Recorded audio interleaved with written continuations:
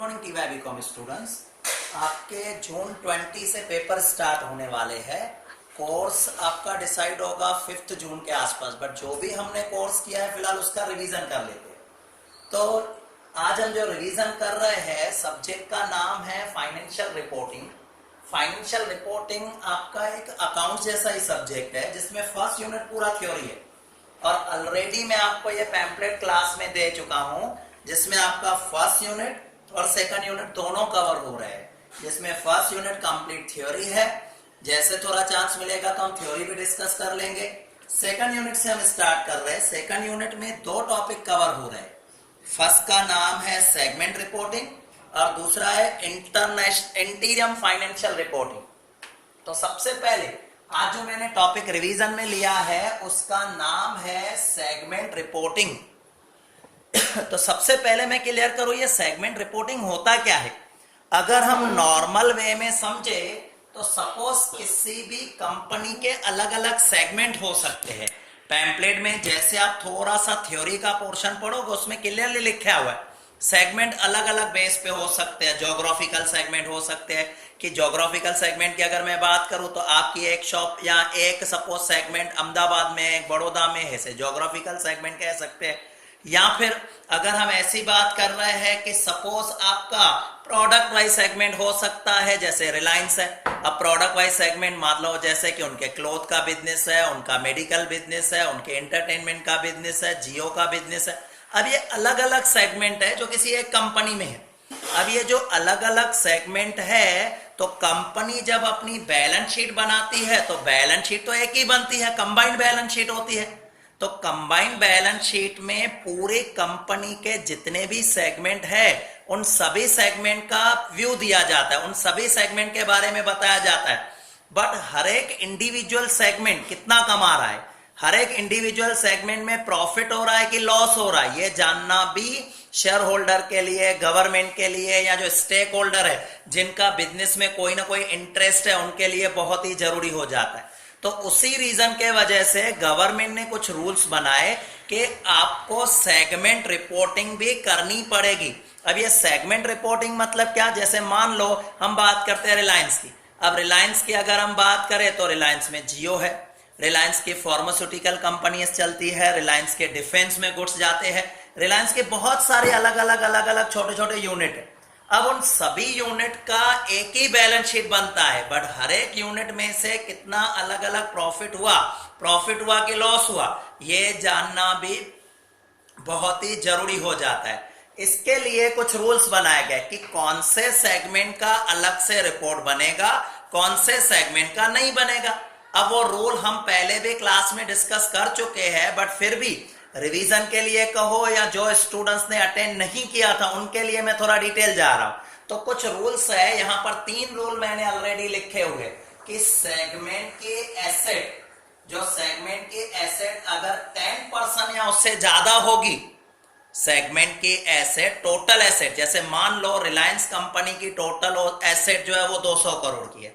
अब 200 करोड़ में से उनका जो फार्मास्यूटिकल बिजनेस है उसकी एसेट 25 करोड़ की है। अब मैंने 200 करोड़ का 10% लिया तो वो तो 20 करोड़ आएगा, बट इनकी जो टोटल एसेट्स है दैट्स कम 25 करोड़। सो वो आपका रिपोर्टेबल सेगमेंट हो जाएगा, वो आपका रिपोर्टेबल सेगमेंट हो जाएगा। तो इस तरह से अगर आपकी एसेट का 10% या उससे ज्यादा अगर है तो वो रिपोर्टेबल सेगमेंट में आ जाता है।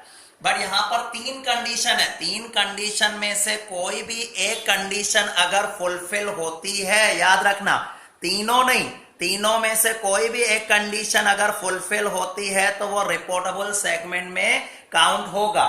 सेकंड कंडीशन आती है सेगमेंट रेवेन्यू। रेवेन्यू का मतलब होता है उसकी इनकम। रेवेन्यू का मतलब अगर हम कहें तो उसे सेल कह सकते हैं, income in the sense sales. Suppose company की सेल अलग अलग होती है, यहां पर लिखा है from sale to external customer and internal transfer. External customer किसे कहते हैं, जैसे कि कंपनी क्या करती है अपने प्रोडक्ट बाहर बेचती है, वो हो गए एक्सटर्नल कस्टमर। इंटरनल ट्रांसफर किसे कहा जाता है, कंपनी के एक डिपार्टमेंट से दूसरे डिपार्टमेंट में चीजें गई, एक डिपार्टमेंट से दूसरे डिपार्टमेंट में चीजें गई तो उसे इंटरनल ट्रांसफर कहते हैं। तो अगर कंपनी का एक्सटर्नल कस्टमर और इंटरनल ट्रांसफर मिला के उस सेगमेंट का रेवेन्यू 10% या उससे ज्यादा हो जाता है तो उससे हम रिपोर्टेबल सेगमेंट में रख सकते हैं। उसकी रिपोर्ट अलग हमें बनानी पड़ेगी, उसे हम रिपोर्टेबल सेगमेंट कह सकते हैं। तो यहां पर मैंने क्या दिखाया, 10% और मोर, किस चीज का, revenue in the sense sale जिसे कहा जाता है।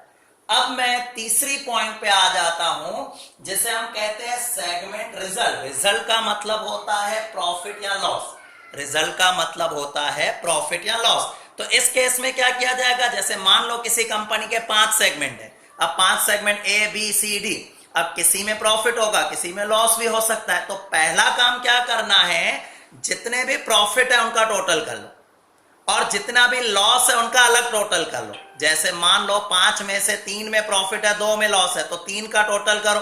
अब मान लो वो जो प्रॉफिट वाला हिस्सा है 3 का टोटल वो 200 करोड़ आ रहा है और लॉस जो 2 बिजनेस में है 2 सेगमेंट में उनका टोटल 400 करोड़ का आ रहा है या 500 करोड़ का आ रहा है। मान लो loss 500 crore, profit 200 crore, whichever is higher. दोनों में हायर क्या हुआ, दोनों में हायर लॉस हुआ 500 करोड़ का। तो अब हमें क्राइटेरिया डिसाइड करना है 10%, बट 10% किसका लेना है, 500 करोड़ का 10% लेना है। फॉर एग्जाम्पल यहां मैंने लिखा है first calculate total profit, calculate total loss, दोनों को कैलकुलेट अलग अलग करो। जैसे टोटल प्रॉफिट कितना, टोटल लॉस कितना, अलग अलग कैलकुलेट किया, विच एवर इज हायर, दोनों में से हायर कौन सा है। अब उसका आपको लेना है 10% और मोर, 10% और मोर। मान लो टोटल हमने देखा 500 करोड़ है, 500 करोड़ लॉस है तो आप हायर ले लो 500। अब किसी एक सेगमेंट का प्रॉफिट हुआ 80 करोड़ तो 500 का अगर मैं 10% काउंट करता हूं तो वो तो 50 करोड़ आएगा। बट किसी कंपनी ने, किसी सेगमेंट ने 80 करोड़ का प्रॉफिट कमाया हुआ है, दैट मींस वो रिपोर्टेबल हो गया। या उसको 60 करोड़ का लॉस है तो भी वो रिपोर्टेबल सेगमेंट में आएगा। तो इस तरह से हम कह सकते हैं ये रिपोर्टेबल सेगमेंट है, ये जो रिपोर्टेबल सेगमेंट है। अब रिपोर्टेबल सेगमेंट जो है उनमें ये 3 क्राइटेरिया आपकी काम करती है। बाकी जो हम देख रहे हैं कि इसको सम्स में कैसे यूटिलाइज किया जा सकता है वो 1-2 सम्स के थ्रू हम समझ लेते हैं। इसके अलावा भी मैंने कुछ लिखी है एडिशनल कंडीशन, जो सम करेंगे वहां पर मैं आपको एक्सप्लेन करूंगा कि वो एडिशनल कंडीशन क्या होती है। ओके, ये जो मैंने लिया है आपके पैम्पलेट का इलस्ट्रेशन 4 लिया हुआ है। ऐसे तो पैम्पलेट में भी सॉल्यूशन है, पहले मैंने इलस्ट्रेशन 4 क्यों लिया, क्योंकि फर्स्ट सेकंड थर्ड बड़े समय जो 10 मार्क में आते हैं और ये छोटे समय जो 3 से 4 मार्क में पूछे जाते हैं। अब 3 से 4 मार्क में आपको सिर्फ यस और नो नहीं लिखना है, उसकी एक्सप्लेनेशन देनी पड़ेगी। आपको जो थोड़ी देर पहले मैंने बोर्ड पे 3 कंडीशन लिखी थी वो बहुत ही अच्छी तरह से लर्न करनी है, पैम्पलेट में भी दी गई है। अब जैसे कि यहाँ एक क्वेश्चन दिया गया है, ऐसा दिखाया गया है कि एक कंपनी में 6 डिपार्टमेंट है, A B C D E F, सबका रेवेन्यू है, रिजल्ट है, एसेट्स दिखाई गई है। अब जो उनका फाइनेंशियल डायरेक्टर है वो ऐसा कहता है कि सिर्फ ए और बी रिपोर्टेबल सेगमेंट होंगे। क्या आप इस बात को एग्री करते हो? अब ये सम करके आपको ये बताना है कि कौन से रिपोर्टेबल सेगमेंट होंगे। तो पहले मैं आता हूं फर्स्ट नंबर पॉइंट पर। आपको याद है मैंने 3 बातें समझाई थी, पहली एसेट्स, सेकंड रेवेन्यू और थर्ड रिजल्ट। अब सबसे पहले मैं आ जाता हूं एसेट से, कहीं से भी शुरुआत कर सकते हैं। 3 सेगमेंट, 3 आपके पास क्राइटेरिया है, पहले एसेट की क्राइटेरिया करते हैं। सबसे पहला काम, सबका टोटल करो, टोटल एसेट। अगर हम टोटल एसेट्स की बात करते हैं तो ए के 20, 40, 60, 15, 75, 85, 95 और 500, तो टोटल एसेट इक्वल टू 100। अब ये करोड़ है, लैक्स है, जो भी है इंफॉर्मेशन में आपको दिया जाएगा। फिलहाल जो मेरे पास डेटा है उनका टोटल 100 आ रहा है। अब 100 में से मैंने आपको क्या कहा था, अगर आपके पास आपके सेगमेंट में 10% या उससे ज्यादा एसेट है, 10% या उससे ज्यादा एसेट है, then your segment will be reportable segment. Count करते हैं ए को। अब ए की एसेट देखो कितनी है, 20 है। अब हमारे परसेंटेज, हमारे पास 100 है। अगर 100 करोड़ का 10% मैं ले रहा हूं that will B 10 crore. 100 crore का 10% मैं ले रहा हूं दैट विल बी 10 करोड़। तो जिसके पास भी 10 करोड़ या उससे ज्यादा के एसेट्स है that will be a reportable segment. तो पहले बात करते हैं A, yes A will be reportable segment. बात करता हूं बी, तो बी भी रिपोर्टेबल सेगमेंट में आ जाता है। बात करते हैं सी का 10 है तो सी भी रिपोर्टेबल सेगमेंट में आ जाता है। डी के पास भी 10 करोड़ की एसेट है तो डी भी रिपोर्टेबल सेगमेंट में आता है। बट एफ में डी और ई दोनों में 10 करोड़ की है तो दोनों आ जाएंगे। अब यहां मेरा एक मिस हो गया, ए मैंने देखा 20 करोड़ तो ये रिपोर्टेबल सेगमेंट में आ गया। बी 40 करोड़ ये भी रिपोर्टेबल सेगमेंट में आ गया। सी की बात करते हैं तो सी 15 करोड़ ये भी रिपोर्टेबल सेगमेंट में आ गया। अगेन डी एंड ई आप चेक कर लो, डी में 10 करोड़ है, ई में भी 10 करोड़ है, दोनों रिपोर्टेबल सेगमेंट में। बट एफ की एसेट 5 करोड़ है, so as per this criteria F is not a reportable segment, क्योंकि आपके पास जो एसेट होनी चाहिए वो क्या होनी चाहिए, 10 करोड़ या उससे ज्यादा। और 10 करोड़ क्यों, 10% हमने लिया। अब यहां पर इसकी एसेट है 5 crore, so this is not a reportable segment as per this criteria. आते हैं सेकंड क्राइटेरिया। ये जो एसेट, ये जो क्राइटेरिया थी वो मेरी टोटल एसेट की क्राइटेरिया थी। सेकंड नंबर में देखता हूं रेवेन्यू क्राइटेरिया। सेकंड नंबर जो देखा जाता है रेवेन्यू क्राइटेरिया। अब रेवेन्यू क्राइटेरिया की अगर मैं बात कर रहा हूं, रेवेन्यू क्राइटेरिया की मैं बात कर रहा हूं जो यहां पर क्वेश्चन में फर्स्ट दिया हुआ है, तो सबसे पहले मुझे क्या करना पड़ेगा, टोटल रेवेन्यू ढूंढना पड़ेगा।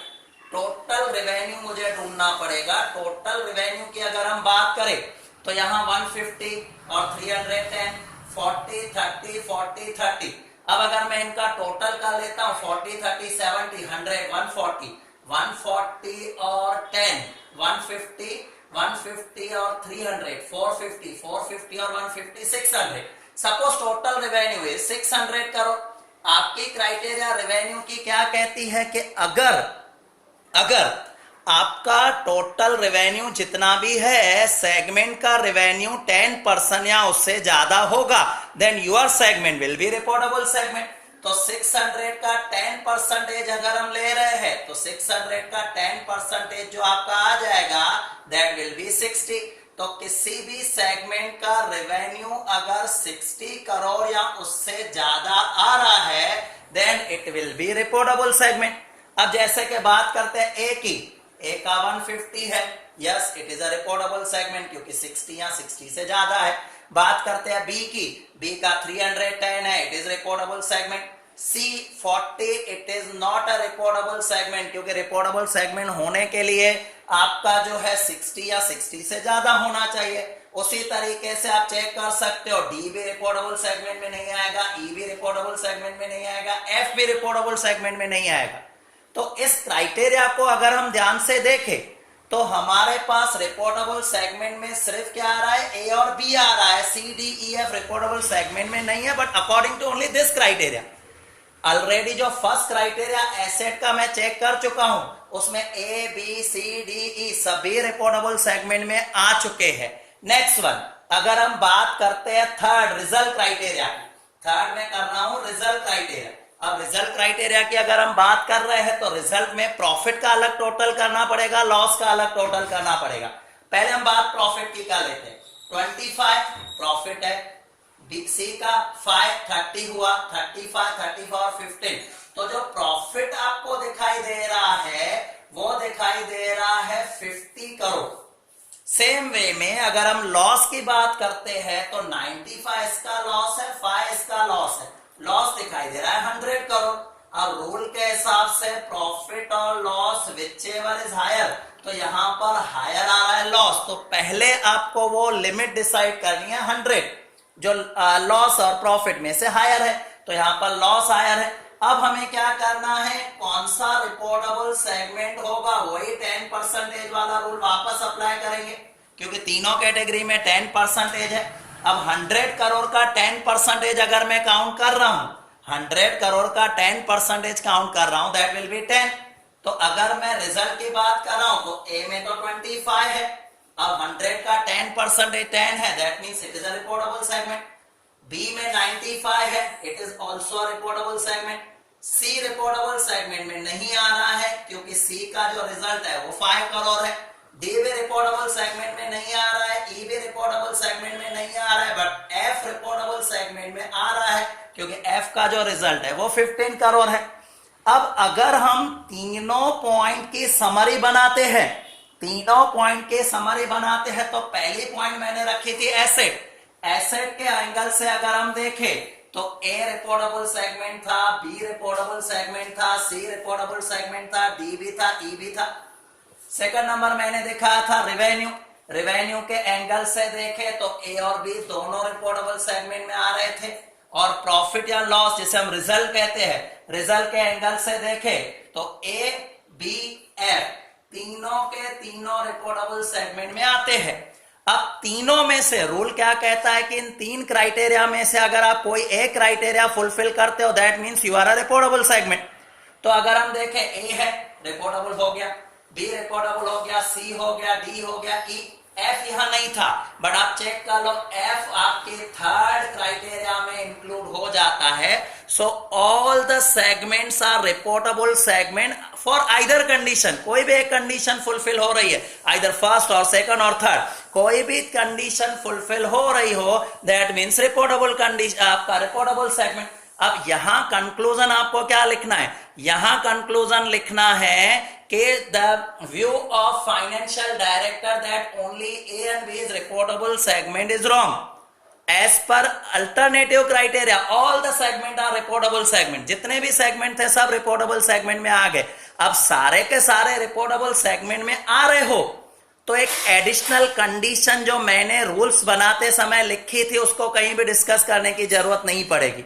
बट हाँ, अगर कुछ कम रिपोर्टेबल सेगमेंट में आ रहा हो तो वो एडिशनल कंडीशन हमें चेक करनी पड़ेगी, जो इससे नेक्स्ट सम में मैं आपके साथ डिस्कस करने वाला हूं। तो यहां पर जितने भी रिपोर्टेबल सेगमेंट थे, जितने भी सेगमेंट थे, all segment are reportable segment. अब हम नेक्स्ट सम के बारे में देखेंगे।